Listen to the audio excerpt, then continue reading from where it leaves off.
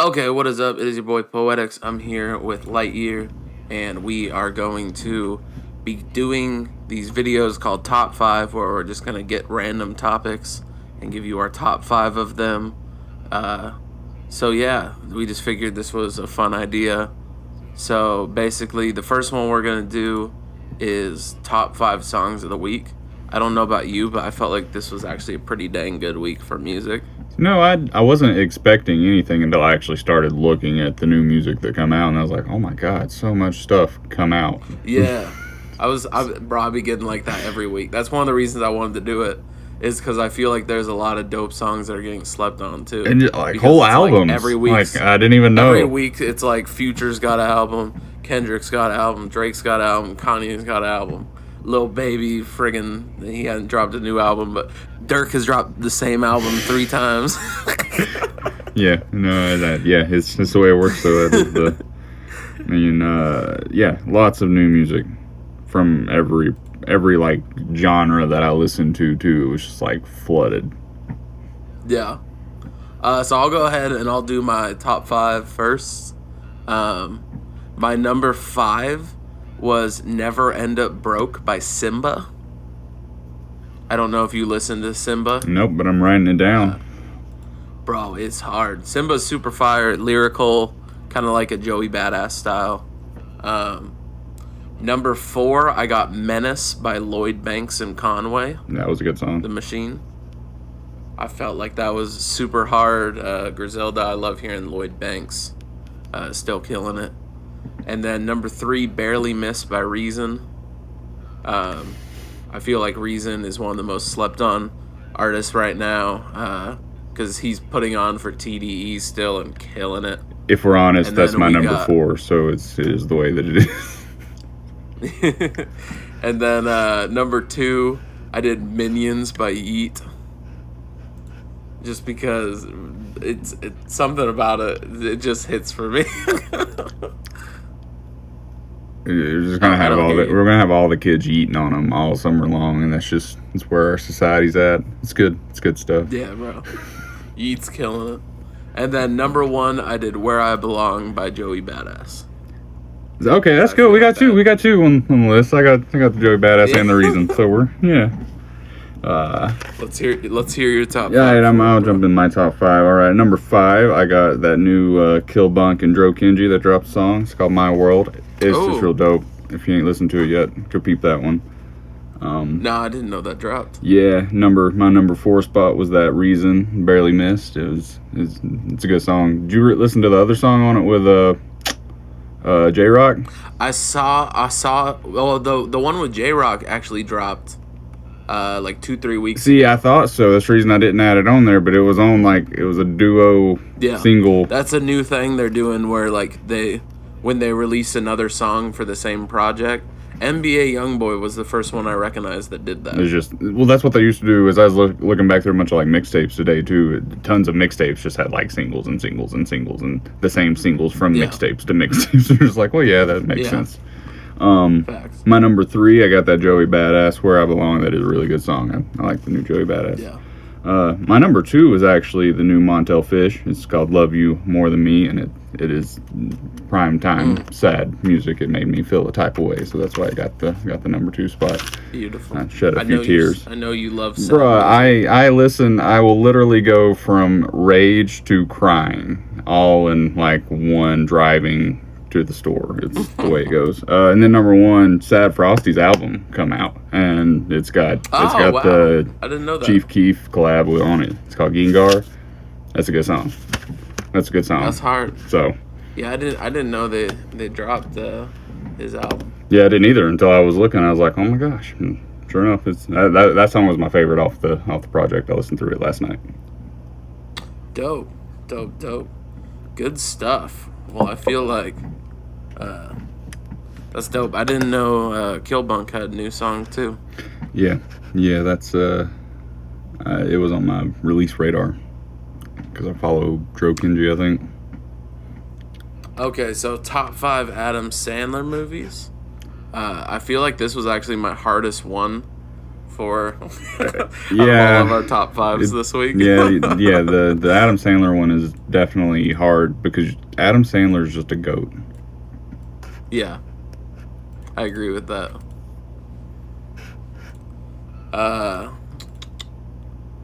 Okay, where am I at? Okay, so for my number 5, I got Mr. Deeds. Classic. I feel like that was a hilarious movie.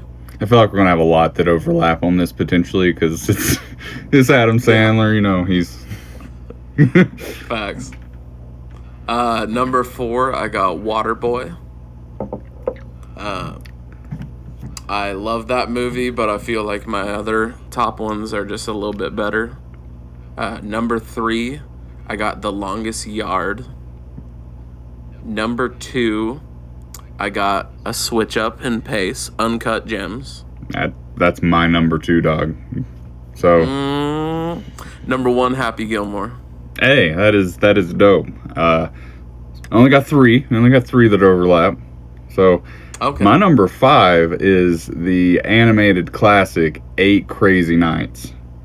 And Adam Sandler does like 4 or 5 different voices in it. I'm pretty sure he wrote it and directed it and everything. So that is but I remember watching that movie like just over and over. That's and old, over. right? It's like 2002. I think it came out the same year Mr. Deeds did. Let's see here. My number 4, I got Big Daddy because, you know, the Sprouse kids just killed it in that movie. But I think that was like the first Adam Sandler movie that I ever watched and was like, oh my gosh, I really like Adam Sandler at like 6 years old. Number 3, I got that Mr. Deeds because it's a classic and one of the funniest movies I think Adam Sandler did, just like all the way through. Longfellow Deeds is the type of guy that I want to be, like, just as a human. My number 2 is Uncut Gems because it's a great movie. If you've not watched it, go watch Uncut Gems. Or Uncut Gems. Uncut Gems, yeah. And then my number 1 was actually Waterboy because of just the nostalgia of watching Waterboy over and over I feel like over anybody's and over again. favorite Adam Sandler movie is gonna be just the most nostalgic one at the time. And that's the thing. For me, it was Happy Gilmore because I got super into Happy Gilmore. The whole Bob Barker thing. Yeah. The guy that's like the opposite, that's like the bad guy golfer. Yeah, and see, Happy Gilmore was one of those that I only watched like one time. I don't know why. It's not like it's not a good movie, but it was just not the one that got put on repeat. It's so good. I highly recommend it. Oh, I love it. Like, it's...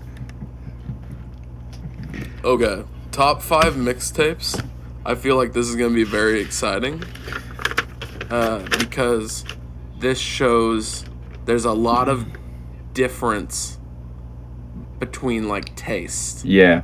But I feel like we're going to have pretty similar. Yeah, well, I also just, like, as I was looking through, because I went on Datpiff today to do my research, and just was, like, looking through mixtapes I knew that I had, and, like, trying to, you know, because it's been probably 10 years since I was downloading. I got something I think is going to get you off guard, too. Yeah, I mean, that's kind of, but luckily I have my laptop from whenever, like, I had, who's got instrumentals, just 19,000 volumes of it from whenever I was freestyling all the time, and it had a lot of my Datpiff mixtapes on it, and so I was looking through that first and seeing what was still up and how Datpiff still worked. But yeah, I'll go first on this one. Do it.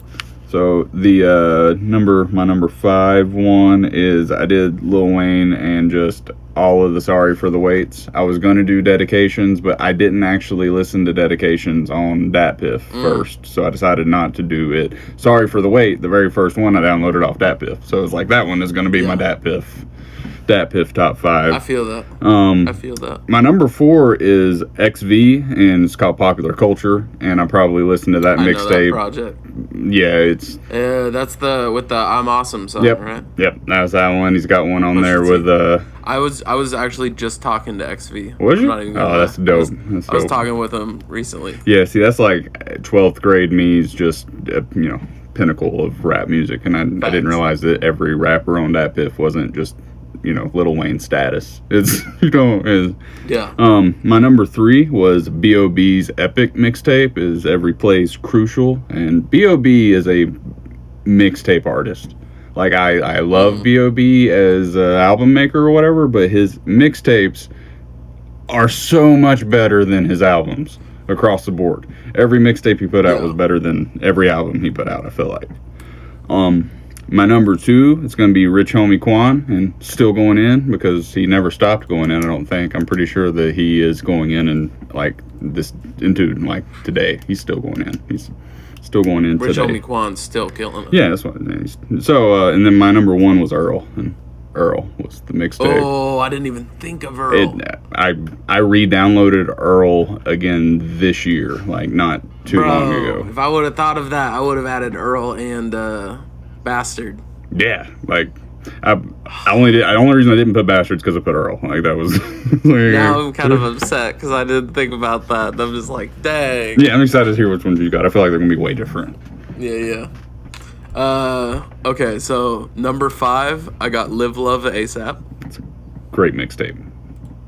People forget that that's a mixtape because it literally just got put on streaming services this year. Yeah, it did, didn't it? Number 4, I got Kush and OJ, Wiz Khalifa. Yeah, that's my favorite Wiz Khalifa project for sure. Likewise. Number 3, I got Fear of God, Pusha T.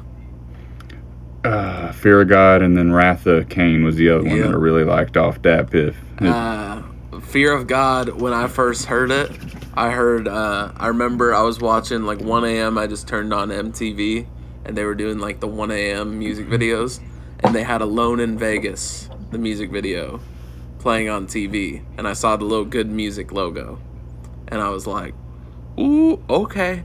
And like as the video kept going, it just like instantly hooked me, and then I became a huge Pusha T fan after that, which is crazy because most people that are Pusha T fans came from before that. Clips, yeah. With Clips, and I just wasn't around back then. I understand that. Number 2, I got No Ceilings, Lil Wayne. I feel like personally that's his best mixtape. I had Dedication 3 on here too, but I was like, I only want one Lil Wayne, even though Lil Wayne was. I could have made a top 5. We might do a top 5 Lil Wayne mixtapes. Like I would do that. Yeah, so But No Ceilings has the most nostalgia for me, and then Dedication 3.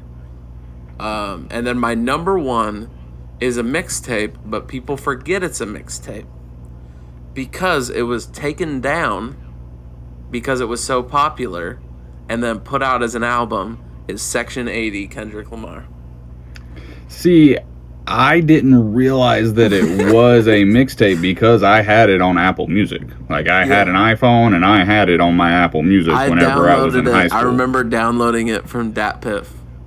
And that was in the weird, like in 2012, 2013, people who released the mixtapes exclusively were starting to be able to release them on like mixtape platforms and through streaming services too, because like Spotify was just now becoming a thing. I don't even think Spotify was around yet, and it's like Apple Music was not really a thing. You still had iTunes on your phone and you bought all the songs that you had, so it's like, and that I don't know, I didn't realize that it was a mixtape until way after the fact. Like, and I get mad whenever people talk about it not being an album, because I just always that was his first album. The other thing about it is when I downloaded it, because it was the mixtape, it had a song that is no longer on streaming services. The Spiteful Chant. Oh, is it? See, the Spiteful Chant's on my Apple Music version that I bought. Yeah, it's since then it's been taken off. Like, it's, if you go on Spotify, it's not on there. Huh. And that was one of my favorite Kendrick songs, because him and Schoolboy Q. I liked anything Schoolboy Q too. Yeah. I was a huge TDE fan. Like, everything they put out. Absol is one of the greatest artists. Easily in my top 50. Easily. Like. You want to go ahead and start off top 5 childhood video games?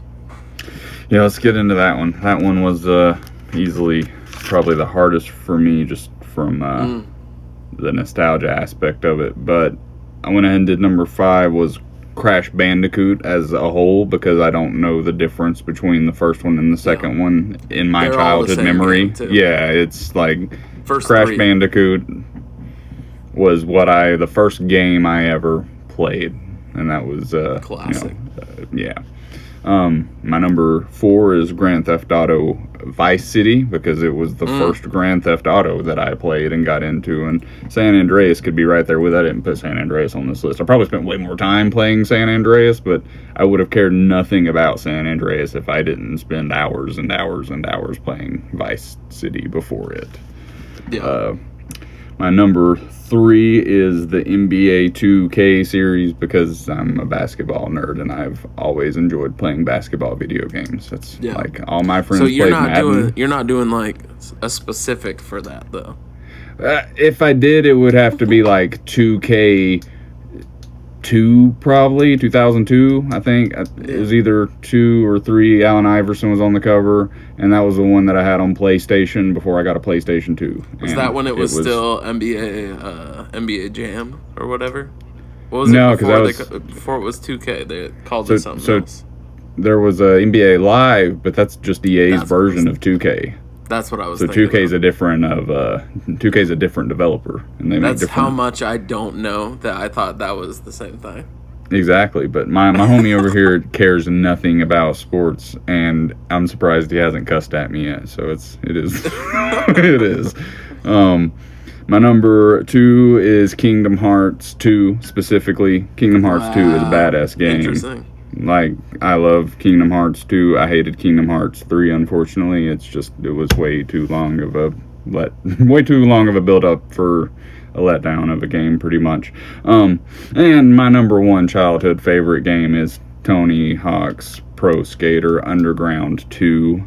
Oh, Underground 2. Interesting. Yes. And that's, I could have. You were Underground 1.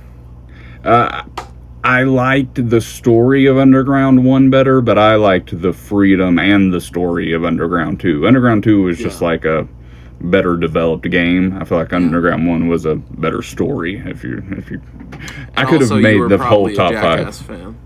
Yeah, exactly. I loved Jackass, and the fact that they were, that was what the game was. Yeah. In its essence, it's like the maps were great in that game. Bro, I still play that game on PSP. I have 5 games that work for my. And do that Tony Hawk thing again. Still have it on my desktop just for you. Just for you. I gotta install it since I got the new computer. But okay, I'll go ahead and do my top 5. We don't have a single overlapping. I knew it, but see, I also never had a Nintendo. Yeah. Like, I only had a PlayStation. 64. Yeah, and then I had a Xbox and an Xbox 360, so it was like... Yeah, I feel that. Okay, so for my number 5, I'm going with Fallout 3. That's a great game. So the reason I loved Fallout 3, I like it more than any other Fallout game still, is the story mode was so mind-blowing at the time. And I remember before it came out, I remember playing Oblivion with a friend. And I told him, I was like, if they make a game that's the same style as Oblivion, because Skyrim wasn't even out at the time, but I was like, if they make a game this style with guns, it's game over. Like this open world RPG. And then they did that, and it was amazing. And since then, I think they just have added too much in the Fallout games, to where it's not as much about like the story and experience. It's more about go here, kill these things. There's still like a story, but it's not quite the same. Yeah, that was my experience with Fallout, because I never played Fallout 3 until after I played Fallout 4. That was fascinating. That's got to be weird. Cause I've still not finished Fallout 3 because I'm ADHD. The opening of Fallout 3 with the whole what was it called? Megaton. Yeah. Fascinating. But yeah, bro. So that was my steez, and then number 4 is Star Fox 64. the sequel to the original Star Fox. I think this game was perfect and like way ahead of its time. It had like to where you could take different paths every time you, like anytime you played through the story, you would do different paths to go to completely different planets and galaxies. And then they all ended up in the same spot at the end, but it was a different path you could take every time. So as you went through, like your path would change, and there was like secret endings if you took certain paths. So yeah, that game was friggin' amazing. Number 3, I got Super Mario 64, one of the best platformers of all time. The whole classic big castle going, like the fact that it took place in one location the whole game, but you're diving through the portals to go to other worlds was just like mind-blowing at the time. It looked good too. Like I remember that one being crazy. Bro, it's such a good game. Number 2, I got Oblivion. I feel like this is the best Elder Scrolls game overall. Skyrim was great. Skyrim, I felt like the story was lacking a little bit compared to Oblivion, because Oblivion had a more central story on the character. But it was also like, it was like the character saving the world, but the character was just like a regular guy. Where in Skyrim, he's like this, oh, you're this magical creature. Like, you are the Dovahkiin. You have all these special powers. Like, I like that Oblivion, you were just a regular guy in jail, and then you just so happened to get set on this crazy quest. And then Thieves Guild was crazy. Mages Guild was crazy. Like, everything was just done really well. And then my number 1 is obviously Ocarina of Time. I knew it. I like, as I was going through this earlier. It's the greatest game of all time. I think you've told everybody it's the greatest game of all time. Just throw up the Triforce right now. You won't do it. I tell people all the time. They try to argue me, and I'm like, Ocarina of Time is the greatest game of all time. And they're like, no, it's not. And I'm like, do you want me to tell you why? Then they're like, no, because I can argue it. I can argue why it's the greatest game of all time. That's why it's the greatest game of all time. That's why. I mean, I'm not going to argue with you about it. So that's. Yeah. I could. Bruh, have you ever done a McTwist in Tony Hawk's Pro Skater Underground 2? I bet you have. Bet you haven't done a Christ Air. Listen, if you've not done that, then you can't be talking shit about Ocarina of Time right now. So, yeah, we got... Those are our top 5s for this week. So, yeah, I'd say we good. Bada bing, bada boom.